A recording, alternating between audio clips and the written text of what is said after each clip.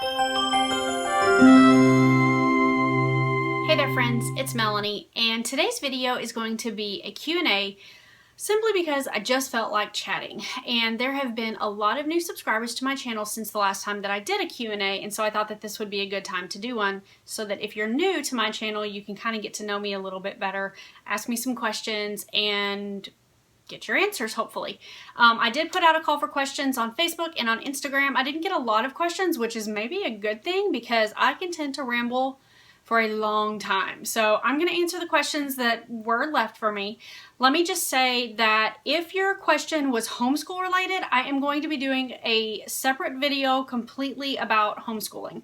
I'm going to talk as much as I can about the reasons that we decided to homeschool, and then kind of answer a couple of questions that I've had a lot of people ask me.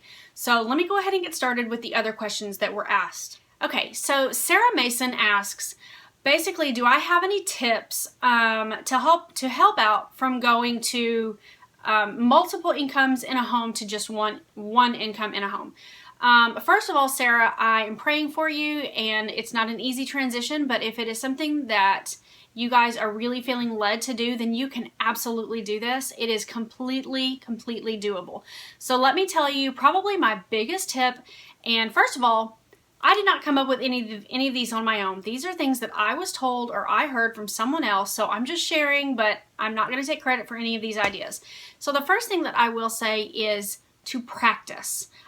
This is a little bit difficult to do. You really have to be very intentional about this, but if you know that you're planning on leaving your job, or your husband is planning on leaving his job in 3 months, let's say, then for the next 3 months, every little bit of your paycheck, or whichever paycheck it is that you're going to be losing, take that money and put it into savings.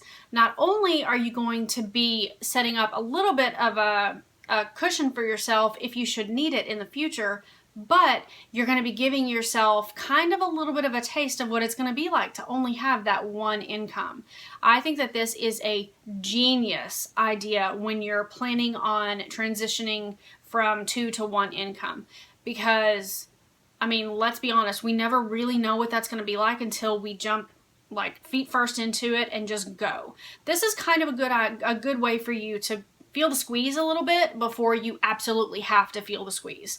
So the other thing that I would say is, if you have the time, do your research. Figure out ways that you can save money on every single thing that it's possible to save money on. You know, research ways to save money on your phone bill, your electric bill if that's possible. You know, anything, your insurance for your car and your home.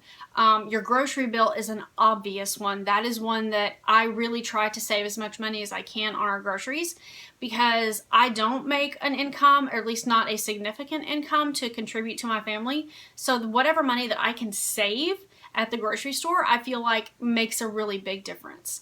So just really take the time to research ways now that you can save money and start saving that money right away. You know, it's totally doable. There are so many families that are living on one income, and yeah, it's a little bit tighter than families who have 2 incomes, but at the same time, it doesn't have to be, because in my experience, there are a lot of families that have, you know, 2 incomes, and they're living way above their means. They have 2 incomes coming in, and they're still strapped for cash. They still have no money. So it really isn't so much, in my opinion, about how much you're bringing in as how much is going out. So really pay attention to how much is going out and start cutting now while you can. I hope that helps. I'd be happy to answer more questions for you. Leave me an email, or send me an email if you have any more questions. But good luck to you and your family. Okay, so Jennifer McQueen asks, why did I quit extreme couponing? And I'm going to try to keep this one as short as I can.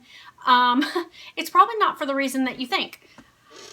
For me, extreme couponing was done out of necessity and because it was an addiction.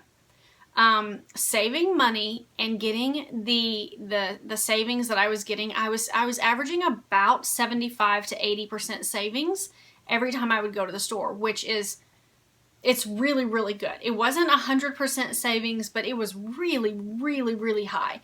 That was a high. It provided a high for me.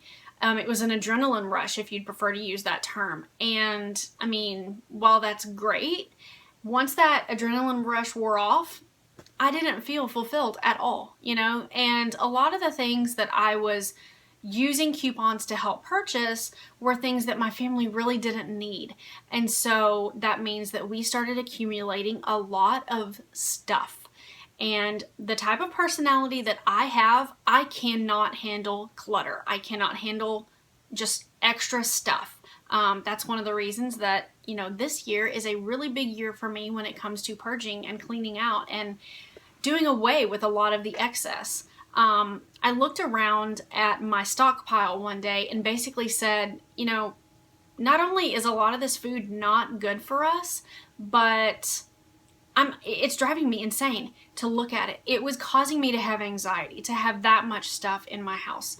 Couponing takes a lot of time, and eventually, I mean, I did it for probably a good 2 years. You can imagine the stockpile that I amassed over 2 years. It took us at least another 2 years to work through all of that. But I really started, basically my mindset changed. I went from feeling, you know, where I really got a kick out of that adrenaline high to being more overwhelmed and more filled with anxiety over couponing, and therefore it really wasn't any fun for me anymore. So I enjoyed doing it, you know, at the time. I learned a ton on how to save money. I learned so much because I'm the type of person that if I decide to do something, I am all in. I don't do anything halfway. So yeah, I spent hours upon hours reading books and researching and learning all of the different store programs, and I really learned the couponing game, and I was good at it. I would shop for my family. Typically, I had my sisters who both, one of my sisters had a family of her own, and my other sister didn't yet at the time. But, you know, and my parents, and I would provide groceries and health and beauty products for all of them. And it literally cost me like almost nothing. So it wasn't a big deal. That was enjoyable to me, to be able to contribute to someone else. And we donated to charities and everything. But the more I thought about it, I was like, I'm buying all of these things. And for what? Why am I doing this? So I had to do a whole lot of praying and trying to figure out if that was something that God really wanted me to continue doing. And He let me know that it was not, because it was taking my eyes off of Him, and I was putting my eyes more on the stuff. And so that's why I decided to quit extreme couponing. And in all honesty, I have not regretted it for a single day. Okay, so Kristen Gillum asks, are we a debt-free family? And how do we budget? You know, how do we maintain a budget? How are we able to budget on one income? The short answer is no. Right now, we are not a debt-free family. We do have a few credit cards that we are paying off. Nothing significant. I think that I have mentioned in previous videos that our home is paid off. So we do not have a mortgage right now. And I know that there are so many people who are going to probably throw things at their computer screens and say they hate me. That is not by my doing at all.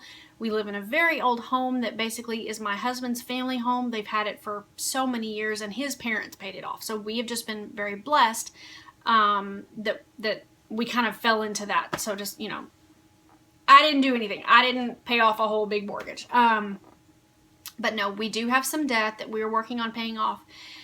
That's not really my strong suit, though. It's not something that I feel really super passionate about, probably because I have never had tremendous amounts of debt. But yeah, that's probably not a great answer, but that is the answer. No, we are not a debt-free family. And as far as maintaining a budget on one income, I'm going to be really honest with you. When it comes to writing down a budget, I am awful. I am absolutely terrible at writing down a budget. I do everything on our computer. I pay our bills online, and I kind of just have our budget in my head. I know that's terrible, but it's the truth. I'm going to tell you guys, it's the truth. I try to use budgeting software sometimes, and I just I can't be consistent with it. I've just got so much going on that I have a hard time like getting on the computer and doing all that jazz all the time. So no, I don't have a written down budget. That is actually one of my goals for this year, is to work on our budget. I want to have a written down budget. you know, I know that we could probably save a whole lot more if we did, and so that's why I want to work on it. So I'm sorry. I hope you don't hate me. I don't have any tips for budgeting, but I will tell you that I can recommend several channels here on YouTube that will help you with that if that is something that you're interested in. Okay, so the last question I'm going to try to answer as fast as I can, and this is from Lydia. Lydia, I love that girl. I will leave her channel linked for you guys below. She is downright hilarious. I swear that we are sisters. Yeah.